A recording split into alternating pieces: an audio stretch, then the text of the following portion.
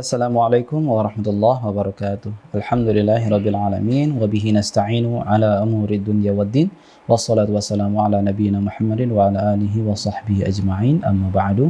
Sahabat Durmi yang dirahmati oleh Allah Subhanahu wa taala, pada momen-momen hari raya Idul Kurban ini semoga Allah lapangkan rezeki kita untuk bisa menunaikan kurban, dan bagi yang tidak mampu bagaimana ke hukumnya. Nah, itulah salah satu pertanyaan yang sering kita dengar.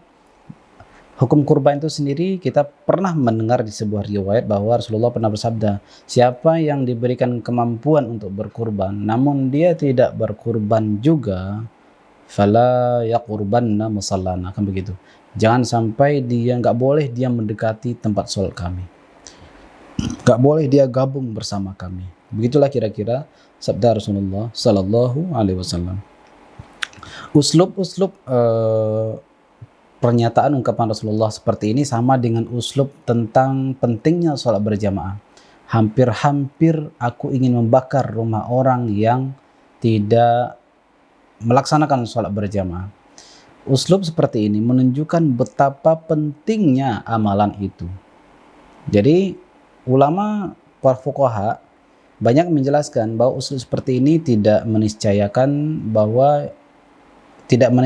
hukum wajib di balik kalimat tersebut, tapi meniscayakan betapa pentingnya, dan itu sangat ditentukan oleh kondisi masyarakat di saat itu. Contohnya dalam ibadah kurban, apabila orang-orang yang diberikan kemampuan tidak peduli dengan kurban, sementara fuqara banyak di sekitar mereka, fuqara banyak di sekitar mereka, di lingkungan mereka, namun orang yang diberikan kemampuan tidak mau berkurban, merasa bakhil dengan rezeki yang Allah berikan kepada dirinya, maka orang seperti itulah yang dikecam oleh Rasulullah Sallallahu Alaihi Wasallam. Begitu juga apabila kita tengok kepada hadis tentang sholat berjamaah tadi,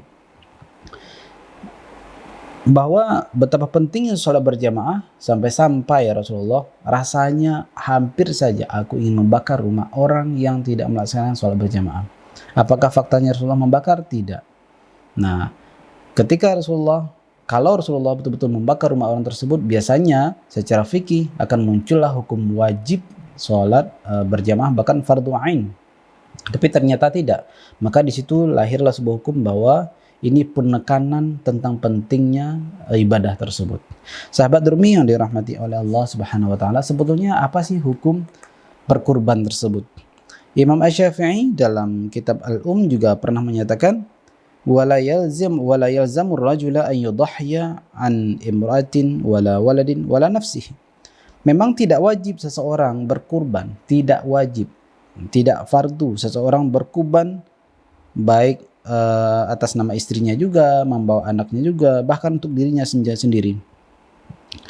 Bahkan Sayyidina Abu Bakar, Sayyidina Umar, dan banyak sahabat-sahabat lain, mereka sengaja beberapa kali tidak berkurban padahal mereka mampu.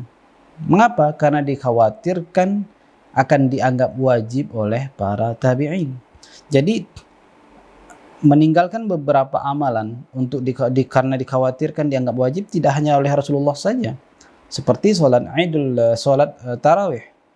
Beberapa kali Rasulullah meninggalkannya dengan alasan dikhawatirkan akan dianggap wajib atau dikhawatirkan akan turun perintah wajib. Ternyata metode dakwah seperti ini juga dilakukan oleh para sahabat. Kalau seandainya sahabat melakukan terus-menerus, maka para tabi'in akan mengira itu adalah ijma' akan kewajibannya. Ternyata hukumnya adalah sunnat muakkad. Dalam kitab Al-Musannaf, karya yang disusun oleh Imam Abdul Razzaq, beliau meriwayatkan dari Imam Ma'mar dan Sufyan Ats-Tsauri dari Sulaiman Al-Amash dari Abi Wa'il. Beliau berkata, Abu Mas'ud Al-Ansari berkata, radhiyallahu ta'ala anhu, sahabat Rasulullah, inni la ad'ul adha wa inni lamusirun makhafata an yara jirani annahu hatmun alayya.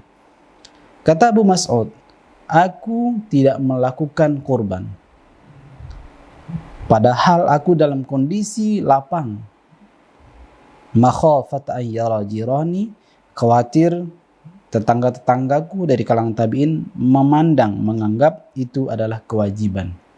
Jadi uslub dakwah bertahap, bahwa supaya yang wajib, yang tidak wajib jangan dianggap wajib, maka oleh para sahabat melakukan perbuatan-perbuatan yang menghilangkan dugaan orang bahwa itu wajib. Maka mereka meninggalkan, oh ternyata itu bukan wajib. Itulah salah satu cara dakwah sahabat Rasulullah Sallallahu Alaihi Wasallam. Imam At-Tirmidzi dan sunannya mengomentari hadis tentang kurban ini. Di samping hadisnya sahih, apa kata beliau? Wal amalu ala hadha 'inda ahli ilmi anna al-udhiyata laysat biwajibah walakinnaha sunnah min sunani Rasulillah sallallahu alaihi wasallam. Yustahabbu ay ya'mal biha. Merupakan menjadi amalan para sahabat, para ahli ilmu, para ulama, bahwa berkurban itu tidaklah wajib, akan tetapi merupakan sunnah, hukumnya sunnat di antara sunnah-sunnahnya Rasulullah sallallahu alaihi wasallam.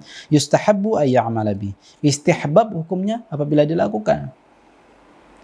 Dibolehkan seseorang melakukannya, disunatkan seorang melakukannya, bukan wajib. Nah, itulah pernyataan-pernyataan para ulama. Bahkan Ibnu Hazm juga menyatakan, la yasihhu an ahadin minas sahabah annal udhiyata wajibah.